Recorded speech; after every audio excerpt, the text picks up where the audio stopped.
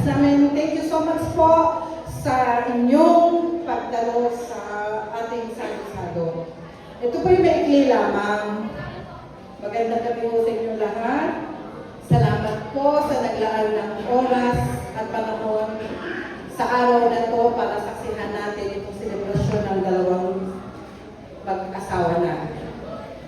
Si Hannah ay isa sa mga natupad kong panalangin. Nang dumating si Hannah, na kompleto ang aming pamilya. Alam mo yan, Hannah, nagkaroon kami ng bulsong anak. Isa rin sa aking panalangin ay magkaroon siya ng lalaking magmamahal. At yun ay natupad nang dumating si Derek. Nakita ko kung paano pahalagahan ni Derek si Hannah.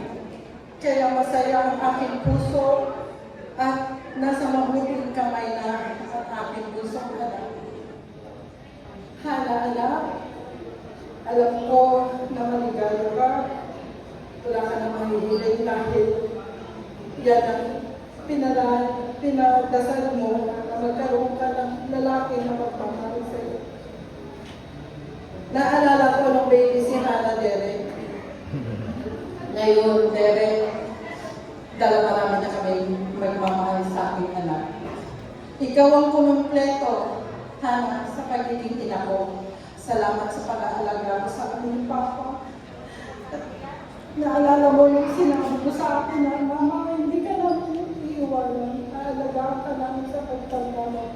Pero ngayon masaya ko dahil hindi lang ikaw.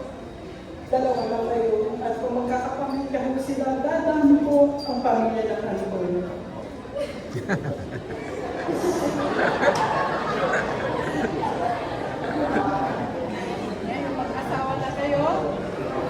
Magpakumbaba ka kay Derek, bawasan ang pagiging pasaway, suportahan mo siya sa lahat ng kaniyang layunin para sa inyong pamilya.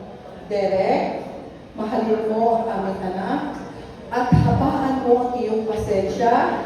Actually, mahabang pasensya para kay Hannah. Alam mo, Derek, may katigasan din ang ulo ni Hannah. Diba? Teka, lesito na ako. Pasensya na po. Sa inyong dalawa, hindi lahat ng oras masaya at madali ang buhay mag-asawa. May mga pagsubok kayo mararanasan, pero magiging magaan kung haharapin ninyong dalawang magkahawang kamay. At sa lahat ng panahon, maganda at buwang kayo sa paningin ng isa't isa, pero huwag kang pipili sa iba.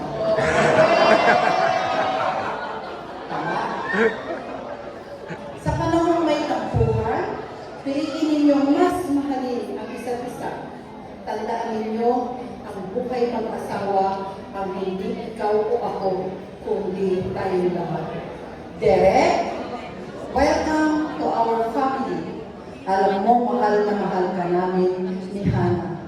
At sa inyong lahat, maraming